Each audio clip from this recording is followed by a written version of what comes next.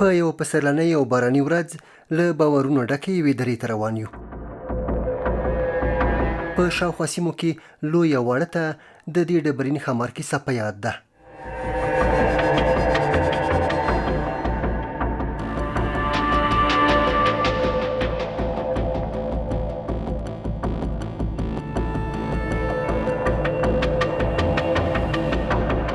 د ښامار له کیسې وړاندې دلته نږدې یوه زیارت ته ورځو چې د دې کیسې یوه برخه ده.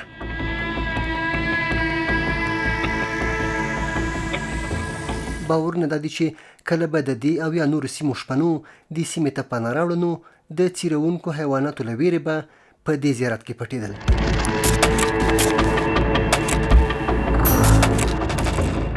په دغه دره کې د وحشي ژوو له ویرونکو کیسو یوه هم د ښامار ده چې وایي یو کوچی ورسره مخ شوی و. کوچي د ښامار له ویرې د زیارت په لور ځغاسته کړې وه او خدای پاک ته یې له دې بلا د خلاصون سوال کړی و. همداسې دا د ښامار همداسې یوه کیسه کېږي چې پخوا زمانو کې دلته یو کوچی یا مثال د خبرې شپون دلته مال پیایي، بیا چې راغلی کله ګوري چې له پاسه ښامار راکښته سوی ده، یا غالبا داسې خلک کیسې کوي چې دوه دانې وه چې اوس یې نمونه دلته یو پاتې ده بل نو موږ ته هم نه ده معلوم. نو داسې کیسه کوي چې دلته ښامار راکښته سوی دا کوچي باندې چې لار ورکه سوې ده ځان یې زیارت ته رارسولی. زیارت ته چې رارسېدلی و یقینو دلته به دا ښامار له ده نه تېر سوی ده. ښامار هغه لاندې ساحه کې ده، دا زیارت دلته لږ پاس پاتې ده او ښامار لږ کوز ده. داسې کیسه کوي چې دا ښامار له دې کوچي نه داسې ښکته تېر سوی و، نو دا کوچي داسې سوال کړی و چې خدای پاکه ښه زه خو دې ترې محفوظ کړم، دا خو چې کته تېر سو نو دا کته کلی خو دا خو ټول لاندې کوي.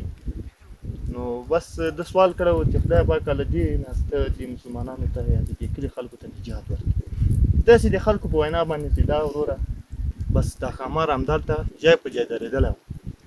لږ یا زیات وخت دا کوچی دلته په زیارت کې پاتې ده، ښامار نه ښوري چې ګوري چې ورغلی و بس ښامار مغسې ځای په ځای پاتې ده. آثار یې دا دي چې تیږې په مثال باندې جوړ شوی و.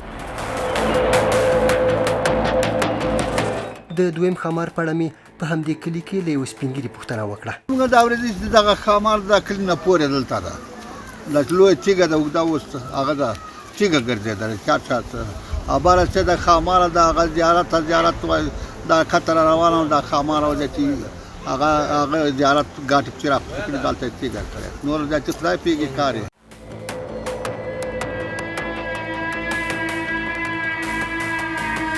دې زیارت ته هم د درې زیارت وایي، که څه هم د کلي ځوانه برخه یې په اړه معلومات نه لري خو د کلي عمر خوړلي یې ان د کورنۍ نومونه اخلي.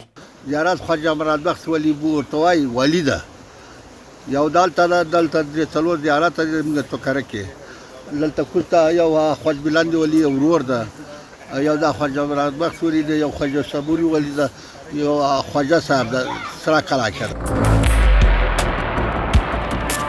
ومې پوښتل په دې کلي کې لا هم دغه باورونه ژوندي پاتې دي او که نه؟